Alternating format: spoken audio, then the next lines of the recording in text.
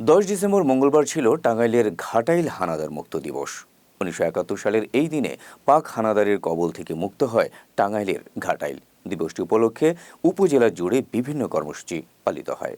কাদের সিদ্দিকীর নেতৃত্বে কাদেরিয়া বাহিনী গঠিত হবার পর টাঙ্গাইলের ঘাটাইলের সব মুক্তিযোদ্ধা এই বাহিনীর সঙ্গে একীভূত হয়ে পাক বাহিনী ও রাজাকারদের বিরুদ্ধে দুর্বার প্রতিরোধ গড়ে তোলে।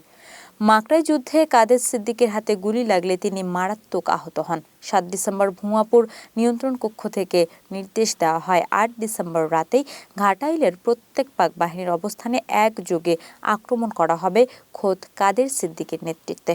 এই মর্মে প্রত্যেক কোম্পানি ও কোম্পানির কমান্ডারদেরকে আক্রমণস্থল নির্ধারণ করে দেওয়া হয়। সিদ্ধান্ত অনুযায়ী 5,000 মুক্তিযোদ্ধাকে 30টি কোম্পানিতে বিভক্ত করে 5টি মূল দলে ভাগ করে আক্রমণের স্থান নির্ধারণ করা হয়। 8 ডিসেম্বর রাত 11টায় আরও একটি কোম্পানি রতনপুরে অবস্থান নেয়। গোলাপের নেতৃত্বে 30 থেকে 40 জন স্বেচ্ছাসেবক নিয়ে বানিয়াপাড়া সেতুর পশ্চিম পাশে তেলেঙ্গাপাড়া গ্রামে অবস্থান নেয় কোম্পানিটি। 9 ডিসেম্বর কাদের সিদ্দিকীর নির্দেশ অনুযায়ী কালিদাসপাড়া, গুণগ্রাম, ঘাটাইল সদর ও বানিয়াপাড়া সেতুতে একযোগে আক্রমণ করা হয়। পরে মেজর হাবিব ভোরে বানিয়াপাড়া সেতুর, মেজর মোস্তফা কালিদাসপাড়া সেতু দখল করে ঘাটাইল থানার দিকে অগ্রসর হন। কাদের সিদ্দিকী নিজেই পশ্চিম দিক থেকে আক্রমণ করেন। এ যুদ্ধে 50 জন পাক হানাদার নিহত ও 150 জন বন্দী হয়। এদিন ঘাটাইল পুরোপুরি হানাদার মুক্ত হয়।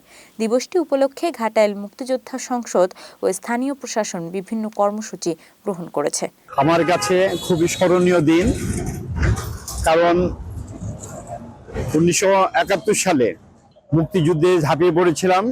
বিশেষ করে টাঙ্গাইলে আমরা বঙ্গবীর কাদের সিদ্দিকী বীর উত্তম, ওনার নেতৃত্বে আমরা মুক্তিযুদ্ধ সংগঠিত হয়। মুক্তিযুদ্ধ সংগঠিত হওয়ার পরে আমরা বিভিন্ন সেক্টরে, বিভিন্ন জায়গায় মুক্তিযোদ্ধারা কাজ করতে থাকি।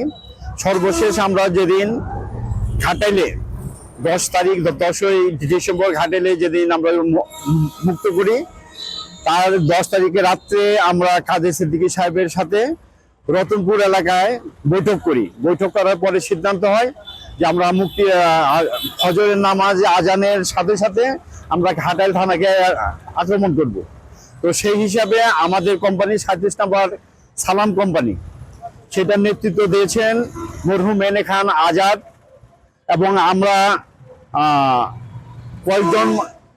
কয়েকটা গ্রুপে বিভক্ত হয়ে এখানে কাজ করি। আমাদের যে আমি, আজাদ ভাই এবং আরো আমাদের ভোরপুরের যে সাবেক মেয়র মাসুদ সহ আমরা কয়েকজন এখানে ছিলাম, 6 জনের মতো ছিলাম।